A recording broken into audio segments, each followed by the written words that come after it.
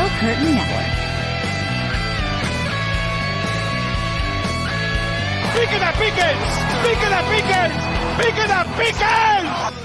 Steeler fans, welcome back to another and the final post-game show of the 2023-2024 Pittsburgh Steelers season as the Steelers, well, they lose 31-17 to the Buffalo Bills. I'm Jeff Hartman. Joining me as always, Dave Schofield and Bryan Davis. Dave, what is up?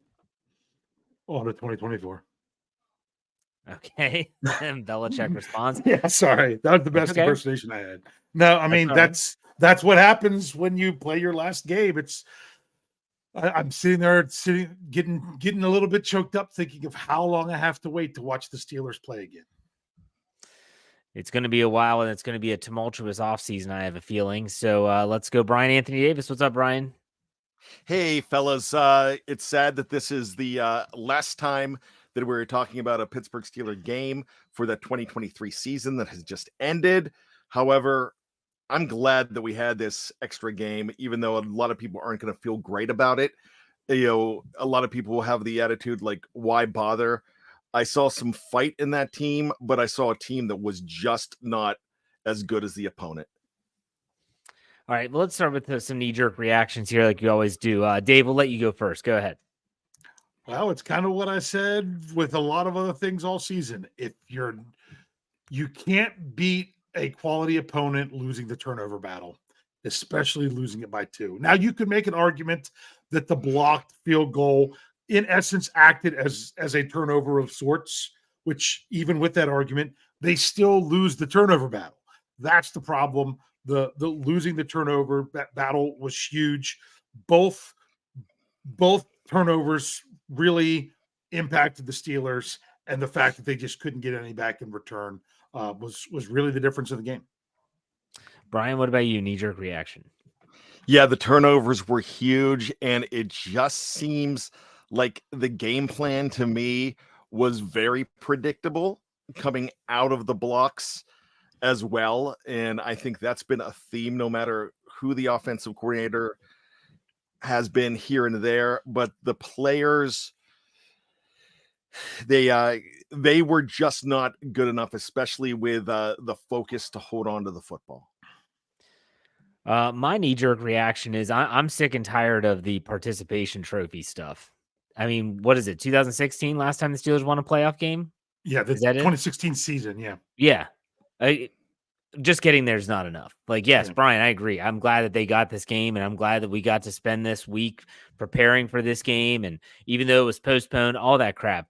But I'm sick and tired of this feeling of the team's not good enough. That they're just not there. And they're not there, and they haven't been there in a really long time. It's frustrating. I think someone on Twitter said it best. The wild card round weeds out the wheat from the chaff, so to speak. And the Steelers are not on the right end of that differentiation. I just am sick and tired of getting to the postseason and watching the team give up. And it's not all the defense's fault, but 21 points in the first half. Like, it's just unbelievable. It's unbelievable how much this team seems to fold like a cheap lawn chair when it matters the most. And you can, my dad, well, they played better in the second half. I'm getting texts from him. Yeah, screw that. They also played like dog crap in the first half. Like, this is ridiculous. I'm really fired up about this game. So I'm honestly, I'll be honest, I'm struggling to find a winner in this game. I am really struggling to find a person, a group, anything that I could deem a winner, maybe outside of Chris Boswell making kicks. So maybe we'll figure that out as we go. I don't know, but I don't think this is I'm not very happy right now. We'll put it that way. All right, let's start with offense, right? Well, actually, let's get to some super chats first, as we always do. Wilson Pava gives us $9.99. He said, it feels like 2011, except I can't be mad at the team as I was then because of the refs. Just wish they hadn't been the ones to stop the comeback. McGovern is dirty and should have been ejected. Y'all rock. Wilson, thank you very much for the tip and the comment. He's talking about when he says McGovern was I thought it was a dirty play, especially upon replay, was where Joey Porter was making a tackle, I think, on Stephon Diggs, and he comes from behind. And really, I mean, I don't know what he's trying to do. How's it not a block in the back? Well, he hits Joey Porter in the back. That's what I'm saying. How was it not a block in the back? Yeah. It was pretty egregious. It looked like Joey Porter is now in the concussion protocols, Mike Tomlin said after the game. So, Bryan, any take on that? Yeah, that was egregious. It was terrible, and it just felt like, I hate to say home cooking. I just say it felt like that they didn't want to extend this game any longer. I kind of felt like they wanted to see Kansas City on the road. And I feel like with that winning streak, I feel like Buffalo was preordained. And I don't think they were getting the calls. Yeah, the refs certainly did inject themselves into this game at odd times and not inject themselves in others. It was a really weird officiated game, even for both sides. Yeah. The Pat Fryermuth fumble on the sideline, boy, was that sketchy. Like, that was really, really sketchy. Go ahead, Dave. The NFL got exactly what they wanted, and they made sure of it. If you want to put on your tinfoil hats, let's put them on. Why? Because they didn't want the game to get too far out of hand, but they still needed Buffalo to win. Yeah. So if you look at when things were called throughout the game or not called throughout the game, it really went to show that, you didn't want it to get that far out of hand so people would turn off their TV on an early Monday evening because they needed to eat dinner or whatever it is, because it's not when you normally have football being played. But so you needed it to be close enough, but at the same time, you really didn't want it to have to be close enough that it wasn't going to be Buffalo. Yeah. I won't say anything more about that. That's okay. Joe BBB gives us $19.99. Thank you very much for the tip. We do appreciate it. He said, really enjoyed listening to you guys this season. We'll continue this off season. Love the Steelers, and another heartbreaker. Go Steelers. Yeah. Joe, and for all the people that have been listening and maybe just found us this season, if you found us on YouTube, we're so much more than that.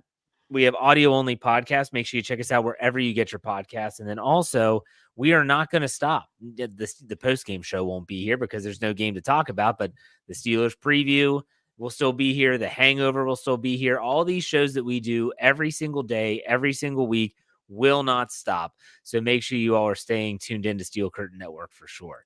Let's go to Matt Kearns, gives us $9.99. He said, thanks for all the therapeutic post-game shows. You guys make it more fun to be a fan. That's one of the nicest things that's ever been said about us. Yeah, for sure. Let's go. S. Myers 3423 gave us $19.99. Longtime watcher, first time commenter. I'm so sick of the above 500 praise the team gets. I disagree with bad. This game was winnable, tough, but winnable without the turnovers. Thanks for what you do, fellas. Thank you very much for the tip. We do appreciate it. Evgeny Crosby gives us $1.99. Hats off to Mason. He has my respect. We'll talk about Mason. I don't think he lost the game. I don't think he played a great game either. Samuel Boudreau gives us $4.99. Sad but hopeful for the future. Hire some innovative coordinators. Keep building through the draft and let Rudolph and Pickett compete for the job. It's going to be one of the most talked about discussions of the offseason is the quarterback position. A. Steele gives us $4.99. What an emotional season. Mason earned my respect. How about you guys? Would you expect MR to be the guy? Brutally honest answers. By the way, I love you guys. What do you see the future holds for Mason Rudolph, Dave? He's a free agent. That's the big thing. If he comes back to the Steelers, he should be in the mix. Realistically, not like it was 2 years ago. Definitely not like it was this past season, where he knew he was the number 3 coming in. But I think he'd be foolish to not explore his options. Yeah, absolutely. Bryan, what about you?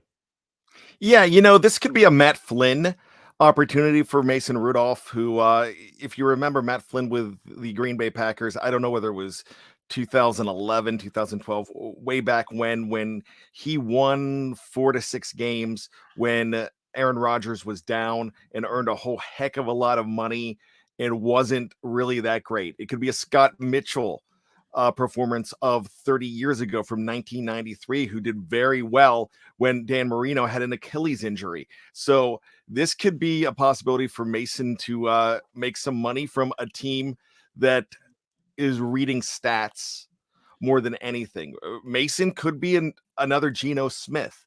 I don't know if there's going to be a controversy here because I don't know if there's going to be an opportunity for him to stay. I think the Steelers would love him to stay, but I think the Steelers are preordained to stay with Kenny Pickett next season just because that's what they do. Am I endorsing that? No. I against it? No. I'm just saying that's the news and I'm reading it. Yeah. I agree with both you guys. I think that's pretty fair. Dennis Pavlak gives us $5. As the official who didn't penalize McGovern needs to be sent home. Yeah, that crew was the crew left a lot to be desired. We'll put it that way. It felt like late in the third period hockey officiating, didn't it, Jeff?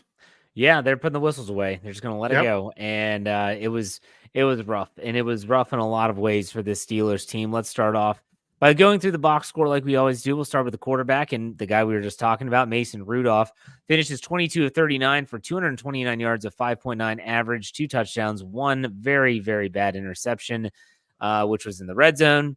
He was sacked 1 time for 11 yards, finishes up with an 80.0 rating. What do y'all think about Mace? Dave, I'll let you go first. Well, he bounced back because at one point in the first half, before that late score, he was sitting at like a 24% rating or 24 point something percent. What am I saying? It was not great.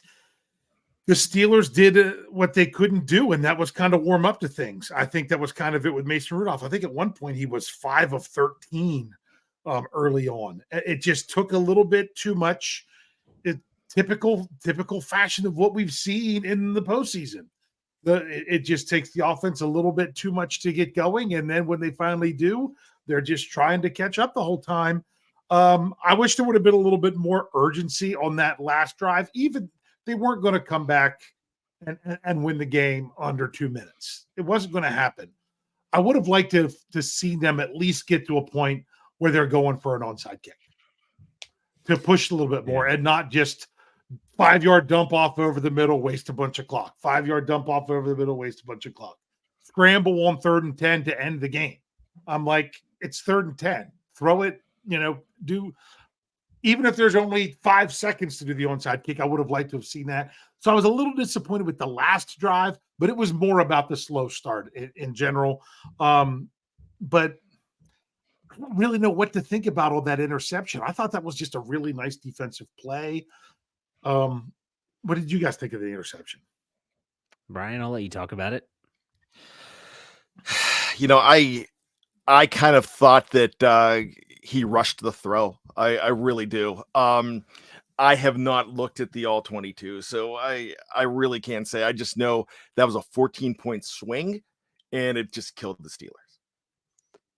Yeah, I thought if anything, he just might have telegraphed it a little bit, but that's easy for me to say sitting on my couch. So at that point, yeah, I don't know. But Bryan, what was your take on Mason?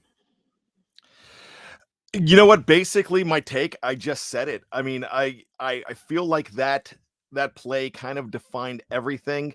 Now, his receivers were not helping him out. I'm not talking, there weren't really egregious drops, but the George Pickens fumble helped kill the drive. The running game was not getting going. I thought he played with plenty of heart.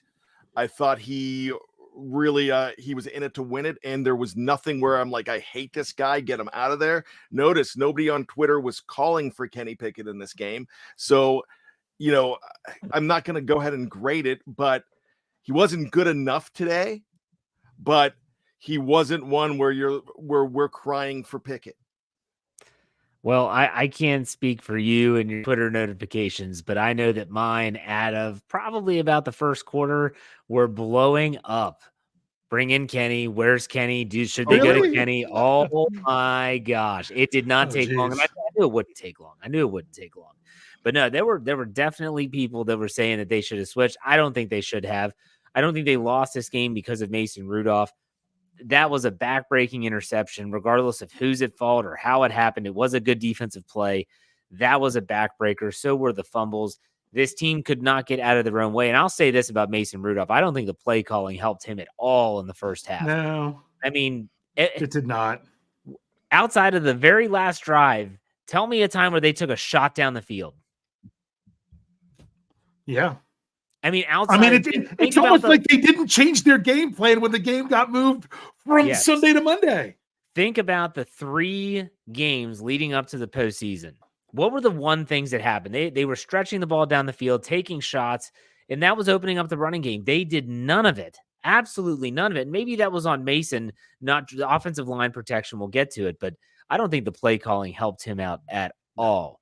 So let's keep this rolling and let's talk about the running game. The Steelers do get over 106 yards thanks to Mason Rudolph's scramble at the end of the game. Not a good game for the running backs. Jaylen Warren leads with 8 carries for 38 yards. Najee Harris 12 carries for 37 yards. Mason Rudolph with 2 for 16. George Pickens 1 for 15. That George Pickens run of 15 yards was the longest run for the Steelers. They go for 106. Guys, what do you think about the running game? Dave, we'll start with you.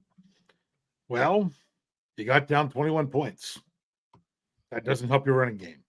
Now, the Steelers still tried to run it some and everything with that. But the other thing was, it felt like there were some series in there where, once again, it felt like, oh, Najee Harris is in the game. We know exactly where they're going to go. They're going to run it right here, and they're going to do it for 2 plays, and we're going to have them at 3rd and long. So I didn't like some of the, like you were saying, especially early on, some of the play calls with it. And the Bills, because they had the lead, they basically said, you know what? We're going to try to take away the run, and we're going to dare you to throw it. And that's how they were playing it for quite a while. And I don't blame them. I think it was the right strategy. Bryan, thoughts on the running game?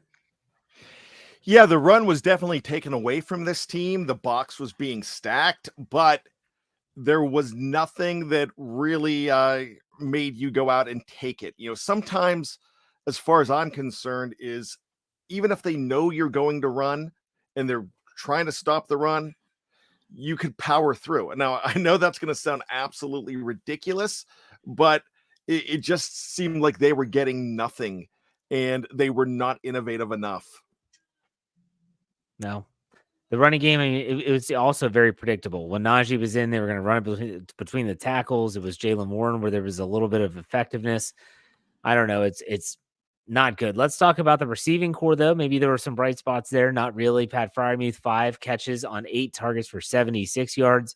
George Pickens got plenty of targets in this game, 11. Had 5 catches for 50 yards. Deontay Johnson, 4 catches on 7 targets for 48. Jaylen Warren, 2 for 16. Najee, 2 for 15. Allen Robinson, 2 for 12. Calvin Austin, 1 for 7, which was a touchdown. Connor Hayward, 1 for 5. What did you all think about the passing or the receivers? Well, pass catchers. Dave, go ahead. Well, oh my goodness. Didn't really have an issue with the.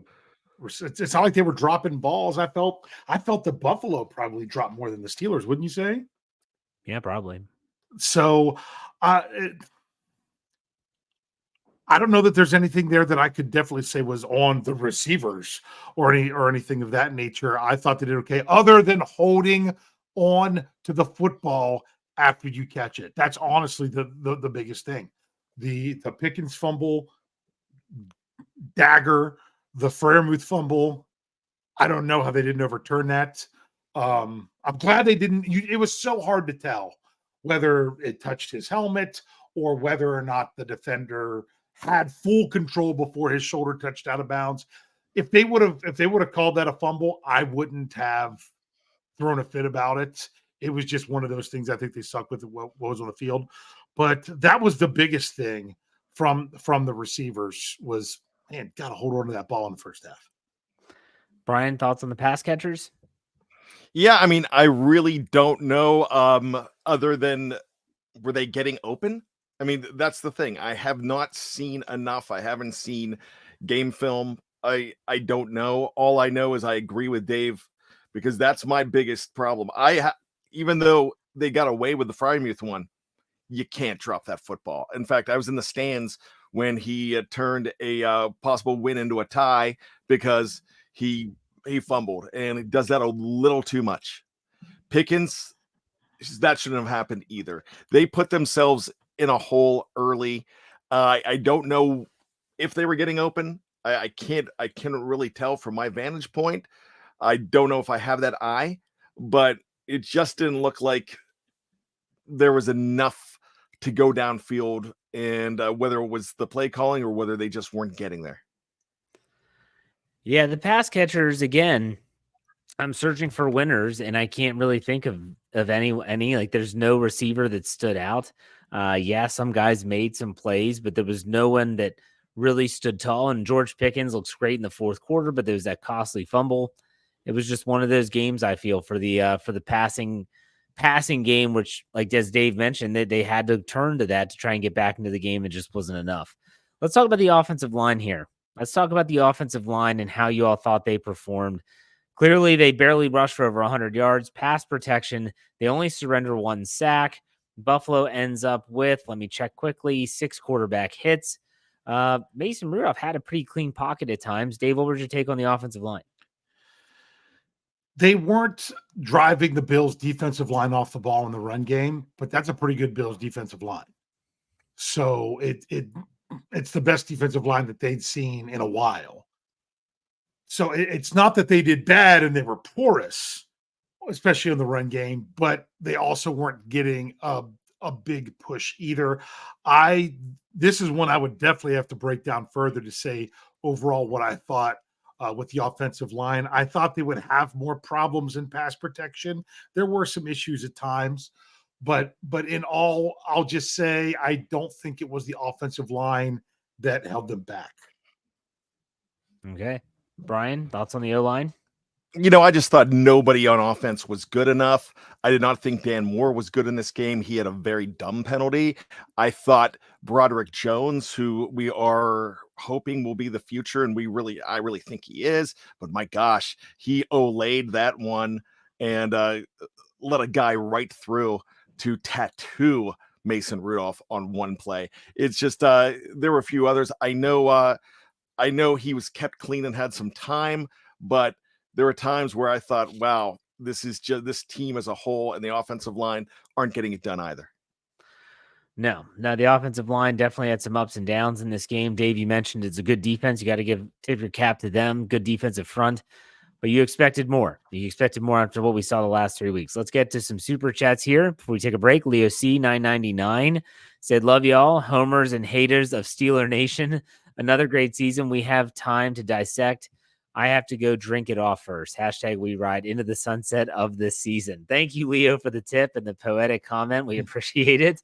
Let's go with Oral Richards, gives us $5. "Enough Kenny and Mason chat. Never going to get to CJ Stroud level. You have to find a true quarterback to compete with elites. Sell off defense. TJ Pickens move to the top 3. Wow. That's a bold move, Oral. It's playoff post-game show. We'll have plenty of time to talk about that leading up to the new league year starting in March. Let's go with Wes. He gives us $5. His running against 10-man boxes, 1 wide receiver formations. It's time for Tomlin to retire. The era of mediocrity needs to end. Not a single starter quarterback on the roster." What is the old saying? If you have 2 quarterbacks, you have none. Yep. Sounds like the Steelers. All right, let's go to Pierre Blackwell. Gives us $10. "I think we need to take a breath. Decimated with injuries. They played above their talent. They lost to a Super Bowl contender the past 3 years. Playoff experience matters. Great job, guys." Thank you, Pierre. Appreciate the tip and the thoughtful comment. Steel Dog 88 gives us $5. To me, the lowest point in this game was the 50-plus yard run from Allen for the touchdown. I have a lot of thoughts on that, but we'll get to that in the defensive end. A Steel gives us $1.99. "Do you want Mike Tomlin back, and will he come back?" We'll answer that quickly before we go to a break. Dave, first, do you think Mike Tomlin will be back, and do you want him back? I'm not sure that he will. I don't know right now. I mean, people talked about, they at the end of the press conference, they're like, "Are there any more questions?" And there was a great big long pause, like it was going to be done. And then a reporter that Mike Tomlin doesn't care much for in the first place starts to ask him about having 1 year left on his contract, and he walks away. And it's funny, Jeff's like, "You should stay there and answer the question." I get that, but at the same time, I'm like, he's going to have a press conference tomorrow, or if they push it to Wednesday or whatever to sum up the year. He always does. Asking him 10 minutes after the game's over, do you really think he's going to answer the question? But this is also coming from people that don't want you to, don't care if you answer the question. They're going to ask. Now, whether or not I want Mike Tomlin back or not, for the first time ever, I think if Coach Tomlin decided, I don't think the Steelers are going to let him go, but if he decided he was done, I wouldn't be upset. If he decides he's going to stay, I wouldn't be upset either. I'm kind of in the middle, because this is in the middle of this. Remember, Jeff, I know you're upset. Steelers didn't win a playoff. You're tired of this, blah, blah, blah. This is still year 2 of your 3-year rebuild. Yeah. That you've talked about for a long time. And they made it in. They got the – I mean, I'm sorry. You were a 7 seed. Yes, you would have liked to see things go your way, but you can't turn the ball over and not get any takeaways and win a playoff game. It's just not going to happen, especially being an underdog like that. So it's not that there can't be positive things to look at going forward, but there's also a lot of things that need fixed with this team as well. So the Steelers just have to figure out, make sure everyone's on the same page on where they're going to get going. And like I said, for the first time in a long time, if Coach Tomlin chose that he didn't want to come back, I would say, you know what? I get it, Coach. Let's go find somebody else. Bryan, your thoughts on the situation? I absolutely love Mike Tomlin, the man. I love Mike Tomlin, the motivator. I don't know if I'm ready to hold on to Mike Tomlin, the coach, at this point, because it's been a lot of this up and down. I realize they've decimated by injuries, and I understand that. I just don't know. I think I would just be like, okay, yeah. I mean, he's leaving. I don't know if I'd be as devastated as I was when Bill Cowher left. I'm just not sure. But I remember Chuck Noll, who was fantastic, and I remember I was old enough. I was in college when he left, and at that point, I was like, that guy has done amazing stuff for us, but hey, it's time for a new era. I'm wondering if it's a new era now. And as far as him staying, I don't think he's staying. I think he is done. I have heard this a while back that from a source that said that Mike Tomlin loves coaching for the Rooneys. He loves the city, but the media and the fans sometimes are so fickle that they wear him out. I don't know if that's true. All I know is agree with that statement. I think he's had it. I can see that. And walking off. And now look, I realize the reporter, he's never nice to that particular reporter. And I mean, I don't want to mention because of the crap name, questions he gets all the time. But yeah, she wears him the hell out. I think he's going to announce. I think we're going to have a breaking news podcast, and I think the three of us are going live to talk about Mike Tomlin and start making bets on who's coming in here. And I think that's going to happen. It could. Steelers would be absolutely beyond idiotic to fire the guy. Yeah, you I don't want think to retain the rights to Mike Tomlin. You say, hey, we have contractual we have you under contract for 1 more year. And if you retire, that's fine. But then if Sean Payton, that whole thing, I'm going to step away for a year and come back. Well, that team's going to owe us something. Like they're going to need to give us something to get you. So the Steelers would be stupid and very foolish to fire him. So those people that are out there thinking they're just going to fire him, no, that's not good business. However, would Mike Tomlin be open for a trade? Like that's something that would be really interesting. We don't see a lot of coaches trades. We've seen them before, but not a lot of them. What would that look like? I don't know. And there's some names already on the open market. I know Mike Vrabel, a lot of people are trying to connect dots there with him and his past with the Pittsburgh Steelers and how he might fit with the team. I don't know. But this is what I said.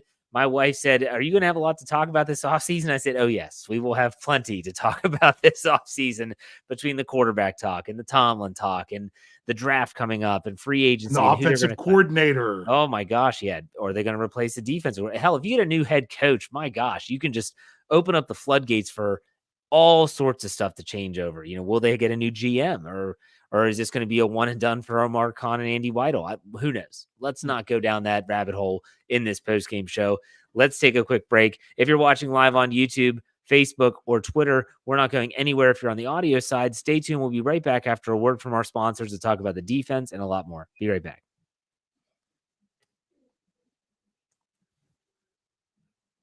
All right, Steeler fans, welcome back. Thanks for sticking around, and let's get things started off with some super chats here that we had waiting in the queue. Todd Williams gives us $9.99. Thanks for a great season. Appreciate you guys. Why can't we defend the middle of the field? Well, when you have Miles Jack as your linebacker, it's not ideal. Landon Roberts, man, give me 10 more Landon Roberts. There's your winner, Jeff. That might be my winner because that guy was covering a tight end all the way down the field and making a play on the ball, looking like a defensive back. Gosh, I love that guy. Dennis Pavlik gives us $2. If Tomlin leaves, get Vrabel. Just saying. You're not going to be the only one to suggest Mike Vrabel potentially being a viable option if Tomlin does step down. Todd Williams, $4.99. Thanks for a great season. What's up? Isn't that the same one? Oh, I'm sorry. Did he say that twice or did I not delete it? Whatever. Thank you for the tip. Whatever. A Steel, $1.99. What if Harbs is our new coach? What will Bad do? Oh my gosh, we're talking about Jim. Yikes! If it's Jim, if it's John, I know it's not John. If it's Wang or if it's Knob Harbs, I don't care. I just don't want either one of them. Gosh, I don't think that's going to happen.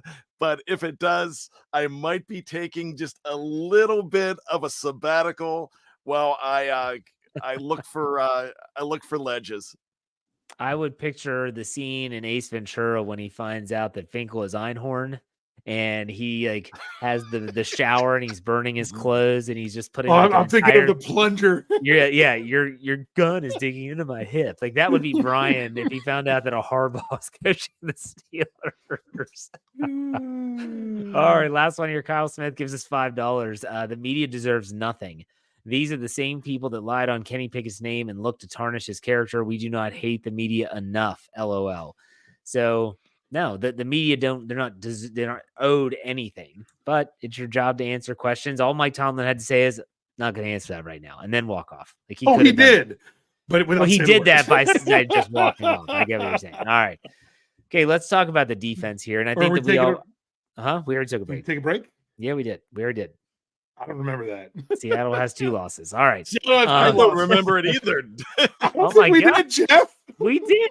We took a break. I took like a 7 to 8 second pause. Anyways. I don't know. Ask the live chat. Did we take a break or not? Yes, we took a break. Unless my computer froze and I was breaking by myself. I'm pretty sure we took a break. Anyways. Oh, okay. Okay. Jeez. So let's talk about the defense, and I think we have to start talking about tackling. I think we have to start with tackling. The tackling in this game. I don't care if you're off the couch. I don't care if you haven't played in a while. The tackling in this game was atrocious. Absolutely atrocious. And so I feel like that's where we have to start. And I'm going to say it. The Steelers' record with Minkah Fitzpatrick in the lineup since he got banged up the first time was not good. And boy, what a backbreaking play it was when Khalil Shakir looks like he's wrapped up, thrown to the ground. Nope, not scores a touchdown. To me, that was the dagger in the game. Dave, what do you want to say about the tackling? The tackling was not good, but really all 4 touchdowns were just horrible. The first one was an obvious blown coverage. Patrick Peterson's already, arguing with, I don't think it might have been Middleland and Roberts or something happened with that one.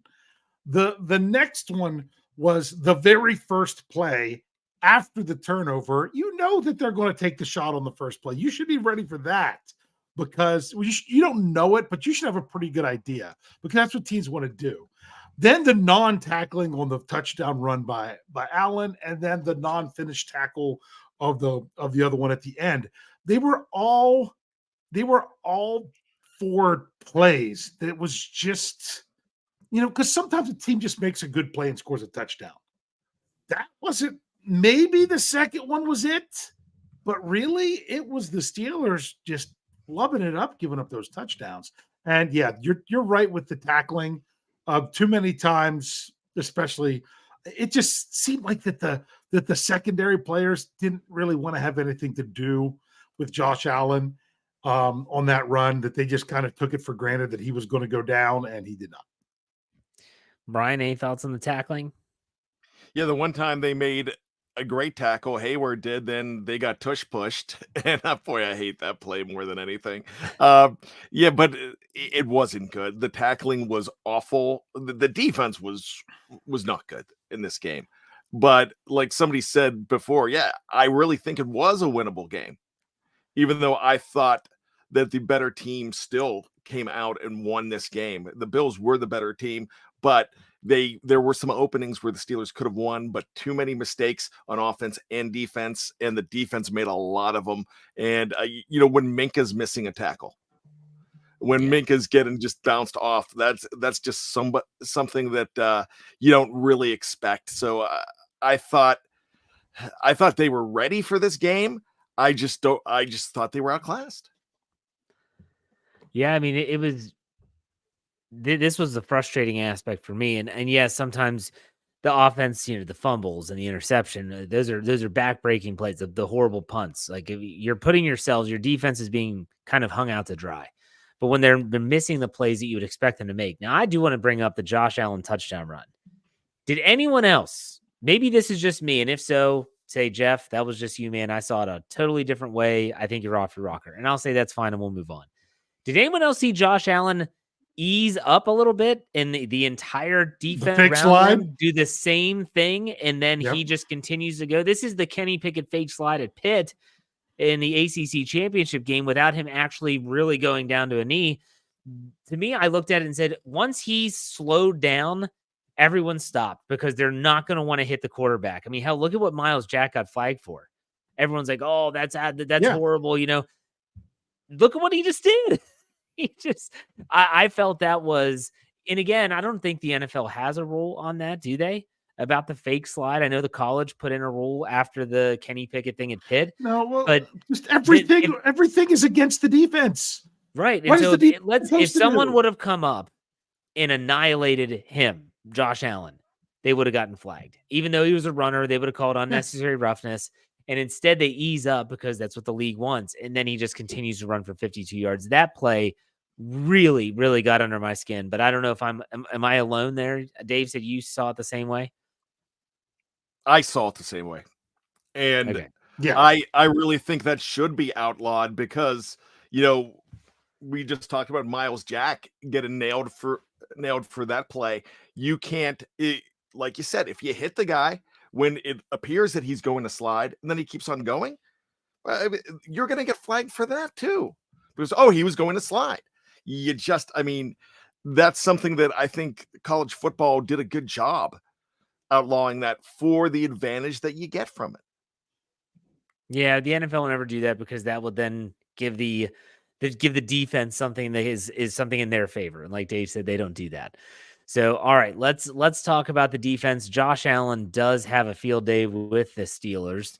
He goes 21 of 30 for 203 yards, a 6.8 yard average, threw for 3 touchdowns. He ran for 1, and he was sacked twice for 14 yards, 121.9 rating. He threw touchdowns to Dalton Kincaid, Khalil Shakir, Dawson Knox. So 2 tight ends had touchdowns. And like I said, he rushed for 1. So 4 total touchdowns for Josh Allen.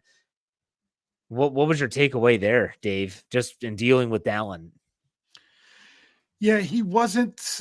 I mean, they had a few 3-and-out drives that they held him to as well.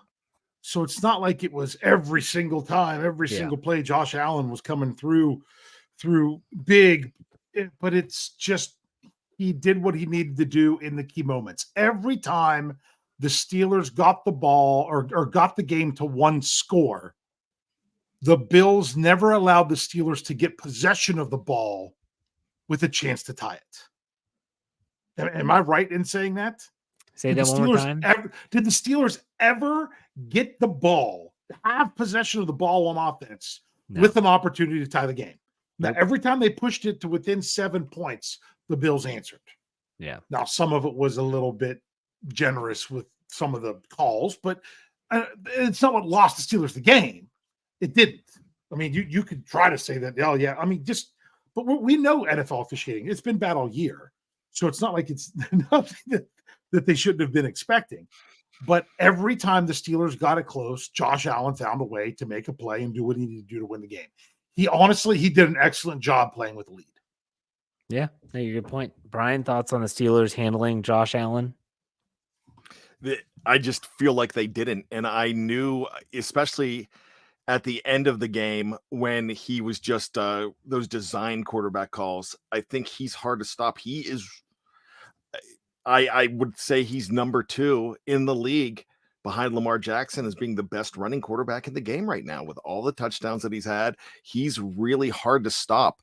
He actually handles the running game better than what Ben Roethlisberger did in his career. He is that good at it. And that's a dimension. And we talked about this on the preview, that when there's going to be a 4th and 1 situation, that they're never going to punt. It doesn't matter where they are not going to punt. They didn't do it in the Monday game. They didn't do it all year because they have an amazing weapon with him, with his legs. So I would just say that they did the best they could handling him. He could have ripped them up even more, but really that was just he took it to him. He took it to that defense. It was a woodshed situation, really. I think when you're talking about a Josh Allen, similar to when Ben Roethlisberger was a quarterback for the Steelers for all those years, you have to be able to capitalize on opportunities. You might not get a lot of them, and when you do, you have to capitalize. How many times did the Steelers have Josh Allen dead to rights and miss on a sack? Patrick Peterson, one-on-one.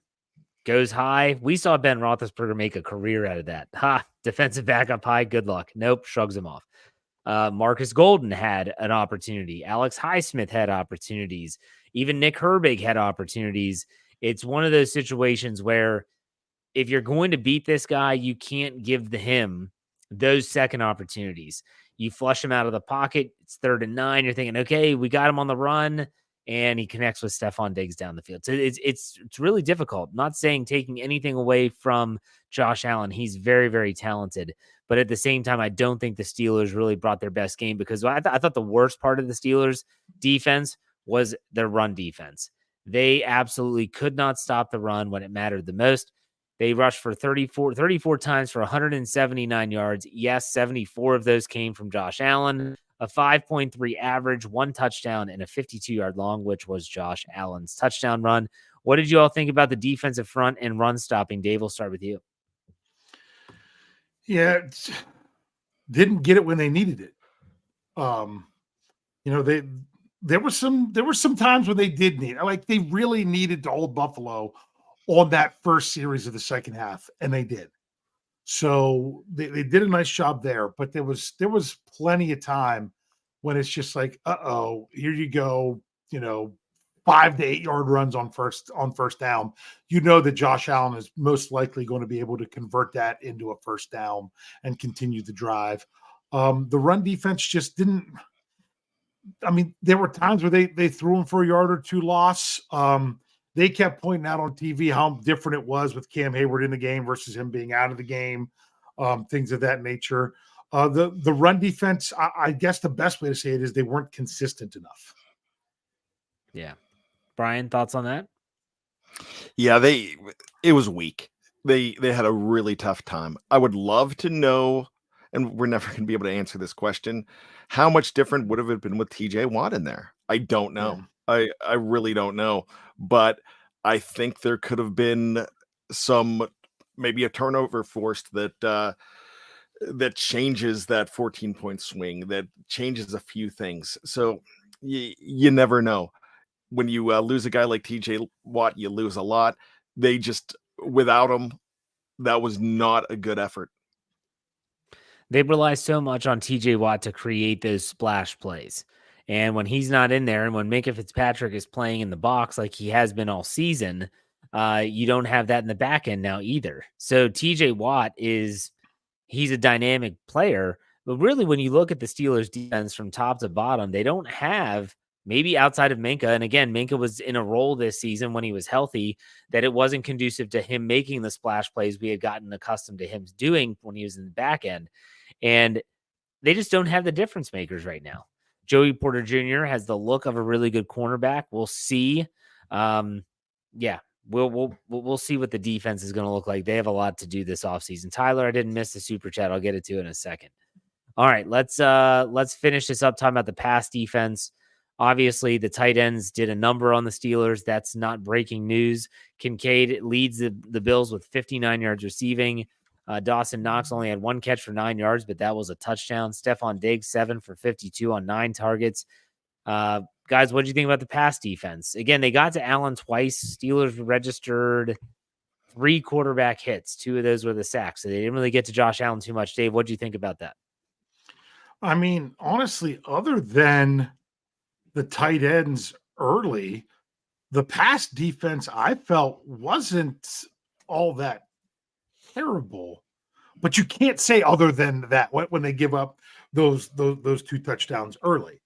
That, I mean, because that really was what the big, what set the tone for the whole game. So it's not that they played terrible throughout. And then Joey Porter Jr. going down the way he did. We already talked about that. Yeah. But they also didn't get any splash plays as well. Landon Roberts made a nice, nice pass defense there at the goal line. Really nice play. But it just didn't seem right. I don't think it's Minkah Fitzpatrick. I think it's the way they're utilizing Minkah Fitzpatrick. But I mean, my goodness, the Steelers, their record when Fitzpatrick played was terrible. It really was. I mean, something like 5-7 or something like that, including this game. But then when Fitzpatrick missed the game, I think they won them all but one. But to me, knowing how Minkah is as a player, I don't know that that's on Minkah. I think that might be on the way they were utilizing this year. It's almost like the curious case of Minkah Fitzpatrick. Yeah. That's an inside joke. Anyways, inside joke. It was definitely that way with Terrell Edmonds. I can tell you that. Yeah. And so, even more here. I guess it's my turn. Was Devontae KZ in the game? Oh yeah, he was. He's the one who missed Josh Allen. Yeah, he made a couple whiffs, because swing and misses. Because I didn't see him do anything good. I think Dave's given him a lot of credit, and I get what he's saying about Minkah not being used right. I just don't think the scheme is right, but I don't think the players were good either. Rowe had a decent game, but he still had a terrible miss on I think it was the first touchdown. It just was not it was a holy defense and not a holy crap, they're great. It's a holy crap, they're bad. And that's exactly what I saw with this game. Lots of holes on D, and the pass defense was paramount among it. Yeah, it was tough, and there were a lot of injuries, and so that'll be something that has to be reminded to a lot of people talking about the defense in this game. Let's get to some super chats here. Tyler W gives us $5. He said, first play of the game. How do we not pass off the tight ends correctly in week 19? Felt like a season on a treadmill, moving but going nowhere. Yeah, the tight, it was a simple communication in the back end that was completely undone. Broken coverage for sure. 39 Ball and Cookie fifth, give us $5. The turnovers killed us. People fail to realize Tomlin's last playoff appearances have been without key players, from Le'Veon Bell, Antonio Brown to TJ Watt. A great season nonetheless. Yeah, you're right. And some people would say every team has injuries, but I don't know if they're all those caliber players either. Tom Plays Games, or Tom Muir, gives us $5. He said, with TJ, you can do it. Without TJ, oh no, we suck again. Yep, certainly feels like that. Steel Dog 88, he gives us $2. His was Herbig in on defense. I didn't notice him. He was on defense. He did not play a lot. They played him sparingly in a sub role whenever Golden or Highsmith needed a break. So yeah, I wish that maybe he would have played a little bit more. Jason Atkins gave us $1. Do you see that anywhere, Dave? I saw another one from him. But I want to see if it's the next one. I got it. This was his next one. It hurts, but the Steelers beat the Steelers in this one period. We don't turn the ball over. We win this game. Maybe. You certainly give yourself a better chance. That's for sure. Thanks, Mean Joe gave us $5. Says, I love the black and gold, Steelers for life. Amen. Yep. Even though it sucks right now, we're not going to stop rooting for the team. Eamon J. Singh gives us $9.99. Said, thank you for all the content this season. Thank you for everyone that stuck around, even through the 3-game losing streak, and then finally getting into the playoffs. And obviously here as we are right now. So for everyone that did participate, we thank you in some way, shape, or form, whether you're listening in the audio side, whether you're in the live chat, watching us live on any of the number of platforms that we're on. thank you all for being here and being a part of the Steel Curtain Network family. So, Dave, is there anything else you want to address that we haven't addressed yet? This isn't final thoughts. I just wanted to kind of have an open forum for you all in case there's something we didn't talk about. About this game. What have we? Is there something we didn't touch on, Brian? Presley Harvin still sucks. I know. Yeah, that. there you go. Yeah, Thank you. Yeah, That's what I was going to say. their punter was injured and still was kicking farther than Presley Harvin. Yes. Brian, did you want to talk about that a little bit more? Yeah, it's time to make a move on Presley Harvin. I think 3 years is enough for the experiment to be over. I don't care where he was drafted. I don't care that he wasn't an undrafted free agent. It's time to cut losses with a few players, and I definitely think he's one of them. I thought there was times where he was brilliant, but there weren't enough times. And I'm not talking about tonight. He wasn't brilliant at all in this game whatsoever. Having a decent punt from him, even on that first series, would have changed a lot of things. And he could have pinned them back, and he didn't come close with a 31-yarder. It's time to go for him. Yeah, absolutely. So and none of them were shanks. He just didn't kick it very far. No, not at all. Wilson Pava gives us $1.99, says, in Con and SCN, we trust this offseason. Amen. Let's hope that comes to fruition on both fronts. All right, I guess let's do some final thoughts. Dave, go ahead.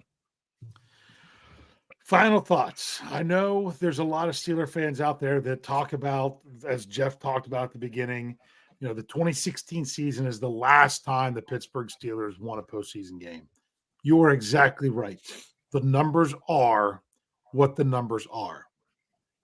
But I'm also going to say this, and you want to put that because the only thing that goes back to all those playoff losses, and unless you want to lay them on the feet of TJ Watt and Cam Hayward and Chris Boswell, the few players that have been around that long, that a lot of times people are laying it on the head coach. And I understand why you would choose to do that. And I also understand those that choose not to do that. I am going to say this, and that is this team is not that 2017 that choked it away. This team is not the 2020 team that fell apart at the end of the season and just was a mess rolling into the playoff. This team is different. And this was not a team that I completely was judging their success this year off of having to win the playoffs and stop that streak. Because you know what? Most of these guys, almost all of these guys, were not the ones that created this, it being this long. They haven't been here for that. They're in the middle of a rebuild. Steelers really are. And if the 3 losses towards the end of the season in a row showed that more than anything. Now, could the Steelers rally and come back and win 3 games that I say against 3 playoff teams, because the only reason the other 2 teams that they beat over that stretch didn't make the playoffs is because the Steelers beat them and knocked them both out? Yeah, that's great. And that showed some resilience. But this team isn't there yet. And yes, for the fans, I know it just sucks because it's been that long. It really does. But I'm not holding these players on this team responsible for the Steelers going that long without winning a playoff game. These guys are in the midst of a rebuild. You know what? They've got to fill the holes for next year, and you've got to take this experience and make it a better 2024. That's what I would say when it comes to the players. As for everyone else that's here with us, the offseason, I mean, there's some great parts of the offseason. It's exciting when the league year starts. It's exciting with the draft.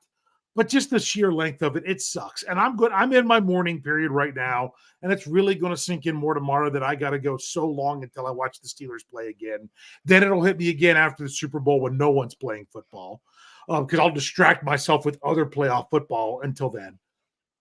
But we're going to be here for it. We're going to be here for it. We can embrace the long off season together. If you all want to be here with us, catch us on the YouTube side, catch us on the audio only side, and catch us on the editorial side at steelcurtainnetwork.com. I still love my Steelers. this game didn't feel like it was like the last ones just because it was a different team.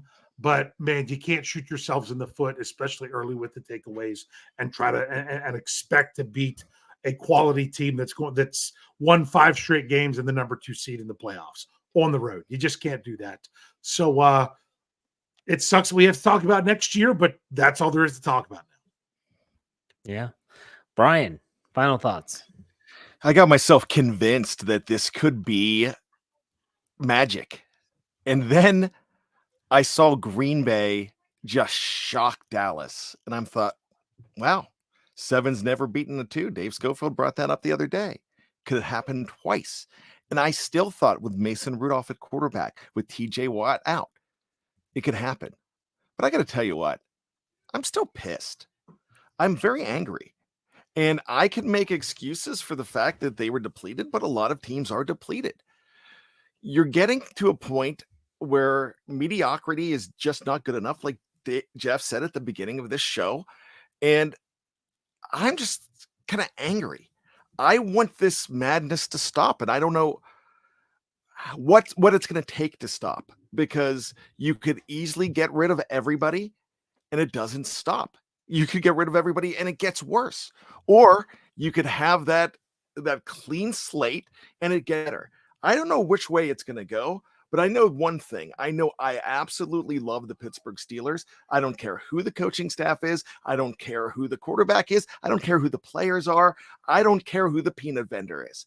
I am going to be watching and loving this team, and I know you guys are too. And ladies, and you need to stick with us, like Dave said, because look, this isn't the end. If you're here right now, then you crave this team too. So don't go away in March when we're talking about different things. Don't go away from in June when we're talking about different things. Stay with us and discover the audio side only. But whatever happens, I know we're going to be back, but there's got to be a come to Jesus moment with this entire organization and realize that maybe, and I said this maybe a year and a half ago, and I took a lot of crap from it, but sometimes stubbornness is probably your own worst enemy. And this team is very stubborn, and I think it needs to go ahead and rethink themselves as a whole and quit being stubborn. The way this is the Steeler way, this is the way they've always done it, has got to go away. I don't know how they're going to do it, but it's time to just check yourself before you completely wreck yourself and do it. Jiggity check yourself before you wreck yourself. All right, my final thoughts are simple. I have hope this offseason, and the hope that I have is that for the first time in a long time, unless they get rid of the general manager, feel like they have people in place that are willing to make the tough decisions. And when I say make the tough decisions, it's that, you know what? We're going to cut you or we're going to trade you because we don't think that you're a part of where this team is headed. Therefore, we are going to find someone that we do think is going to be that way. Is Tomlin going to be a part of this? I don't know. But I do like what Omar Khan and Andy White have done in just one offseason as that front office organization. So regardless of whether Tomlin comes back or not, again, unless they get rid of the general manager and the front office, I think the Steelers are willing to make some of these decisions that are difficult decisions that oftentimes, what did we always say about the Steelers? Status quo. They're not going to cut their draft picks. They're not going to do this. They're not going to do that. Since Khan has taken over, he's kind of bucked that trend every step along the way. I'm here for that. I'm here for some change. I think they need some change. And I think he might be the guy to deliver that change. If it comes with the Mike Tomlin stepping away, so be it. I think that this roster still is getting there. It's just not there right now. So again, rebuild. Yes. Still rebuilding. Yes. A lot of work to do still. Absolutely. No one's going to say that they are there for sure. So, all right. Good OC, right? Yeah. I mean, for real. I mean, we'll see. This is going to be a really interesting offseason. I hope you all stick with us. So in the meantime, that does it for the post-game show. Dave and Bryan, thank you all for a great season. As always, everyone watching, listening, had a lot of fun. New Steel Curtain Network. We'll be talking about that. We got some new So we're going to be growing a little bit. Make sure you pay attention to Fans First Sports Network and the Steel Curtain Network. We're excited for what's ahead. Until next post-game show in August. Oh. All right, guys. Good stuff. We'll see you. Take it easy. Go Steelers.